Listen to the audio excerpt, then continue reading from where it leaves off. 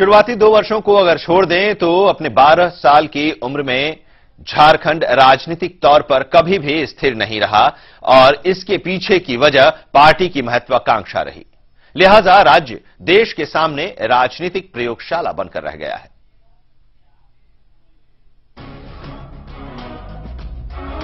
पंद्रह नवंबर 2000 देश में 3 नए राज्यों को मानचित्र पर जगह मिली।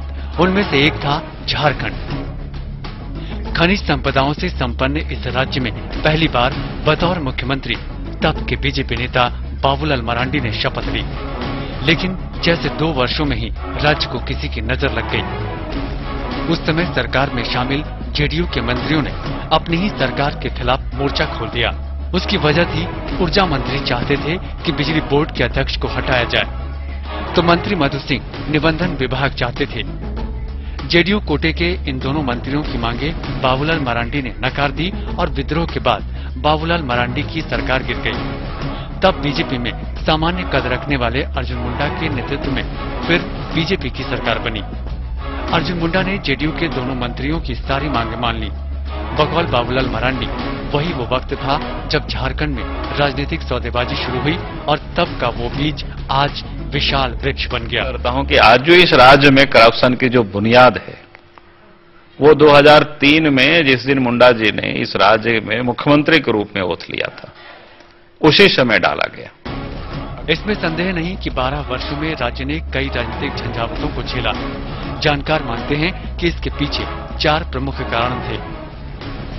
फ्रैक्चर मैंडेट, राजनीतिक सौदेबाजी, नेताओं का स्वार्थ जैसे मुद्दे शुरुआती दौर से ही राज्य को अस्थिर करते रहे। तो सपना यहाँ राजनीतिक जगह ही नहीं सके, इसलिए यहाँ अगर यह हालात है तो राजनीतिक विफलता पहला मैं कहना चाहूंगा कि राजनीति को कोई सपने नहीं दिखाए। तीसरा महत्वपूर्ण कारण है कि राज्य बनने के बाद जिस तरह की राजनीति झारखंड में शुरू हुई उस राजनीति ने सबसे गहरा नुकसान इस राज्य का किया।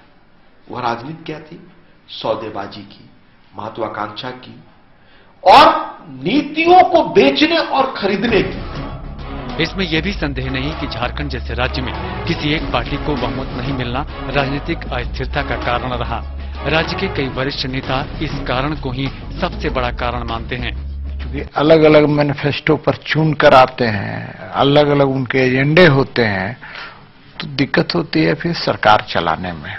और यही कारण है कि ये 12 साल में आपको यहाँ झारखंड में ये देखने को मिल रहा है। मुझे भविष्य आगे भी अच्छा इस मामले में नहीं लग रहा है। झारखंड में एक लंबे समय तक मधु कोड़ा की सरकार रही।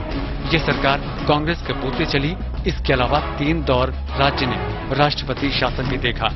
लेकिन कांग्रेसियों को लगता है कि राज्य की हालत सिर्फ बीजेपी के कारण ऐसी हुई। कि हम सरकार बनाने के लिए उतावला अगर रहते तो हम 2009 के चुनाव के बाद सरकार बना दिए होते, लेकिन हम उतावला नहीं थे। इसीलिए बीजेपी ने बड़ी गठबंधन करके 28 महीने का समझौता किया। तो 28 महीने का समझौता में अपना खा लिए, गुल खा लिए और गुलगुल्ला से परहेज कर रहे हैं। जो आज जब हम राज्य का 12वां स्थापना दिवस मना रहे हैं, तमाम दलों को इस पर गंभीरता से सोचने की जरूरत है कि क्या हम यूं ही चलते रहेंगे या अपनी चाल सुधारेंगे। बीते 12 वर्षों में झारखंड के राजनीतिक मानचित्र पर जो अस्थिरता का माहौल रहा उसके पीछे मूल कारण नेताओं की राजनीतिक महत्वाकांक्षा और बड़ी पार्टियों की सौदेबाजी रही। जाहिर है आज भी हालात बदलते नजर नहीं आ रहे। ऐसे में बीजेपी और कांग्रेस सरीखी पार्टियों को अपने राजधर्म का निर्वहन करने के लिए आगे आना होगा, वरना जो हाल 12 सालों बाद है वही 24 सालों के बाद भी रहेगा। कैमरामैन शैलेश के साथ मधुकर आनंद, सहारा समय, रांची।